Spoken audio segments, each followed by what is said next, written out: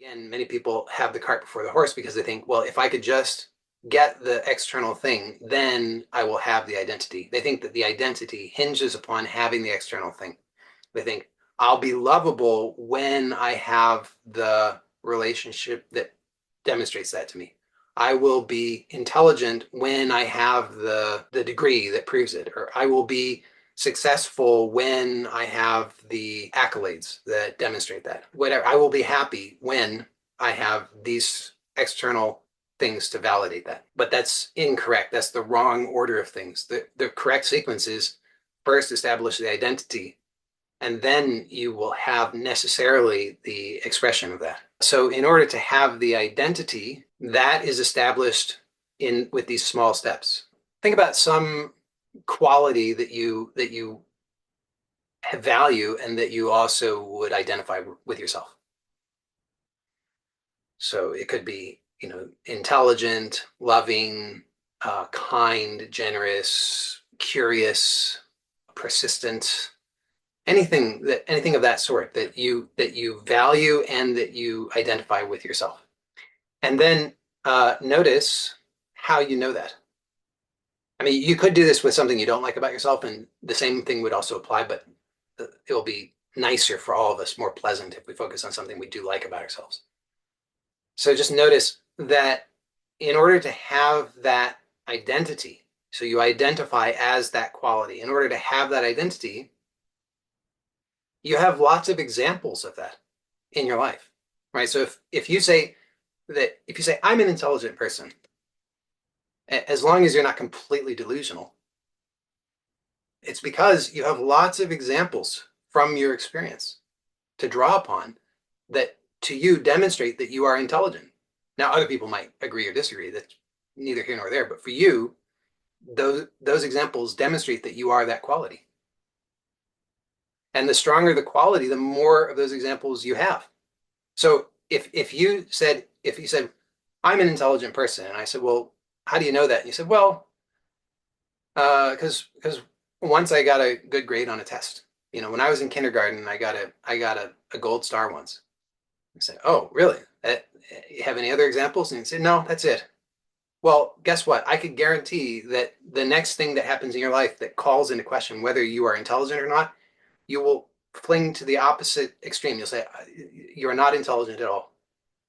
Because in order for it to be stable and secure, you have to have lots and lots and lots of examples.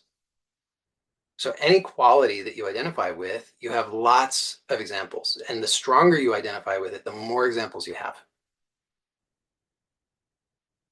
So how did you get those examples? Was it that, if you say that you're intelligent, when you were, when you were in kindergarten, assuming when you were that age, when you were 5 years old, did you publish your doctorate thesis? No, of course not. That would be absurd.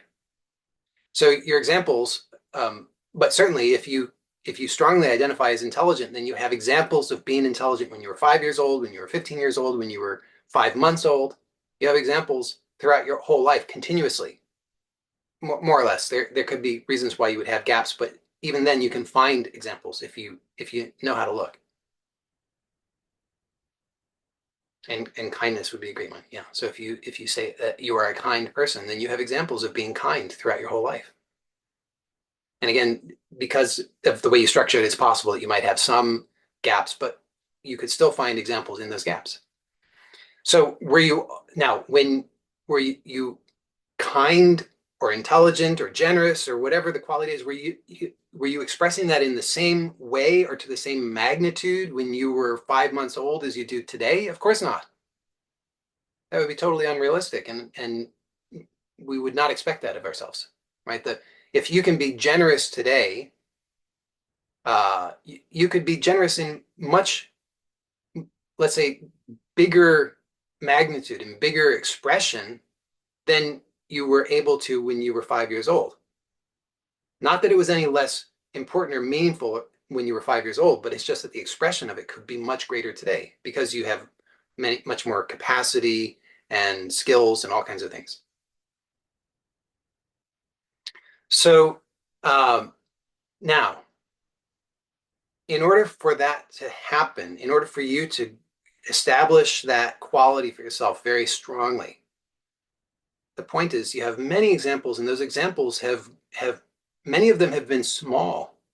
Not all, of course, but many of them have been small. In fact, if you really start to take a look, you'll see that you have actually countless examples because you'll start to see that you have so many small examples. And you might do this little experiment. And what if you were to just imagine what it would be like if all you had were just the big examples? Just imagine for a moment that you could somehow cloak all of the little examples. And all you have are just the big examples, just the huge examples of you being that quality. The peak experiences where you say, I was so generous, I was so intelligent, I was so kind, I was so compassionate, I was so whatever. What if you were momentarily to ignore all of the little examples and just notice what effect does that have on your sense of being that quality? It will weaken it because all of the small examples count a great deal. The small examples add up to something really huge.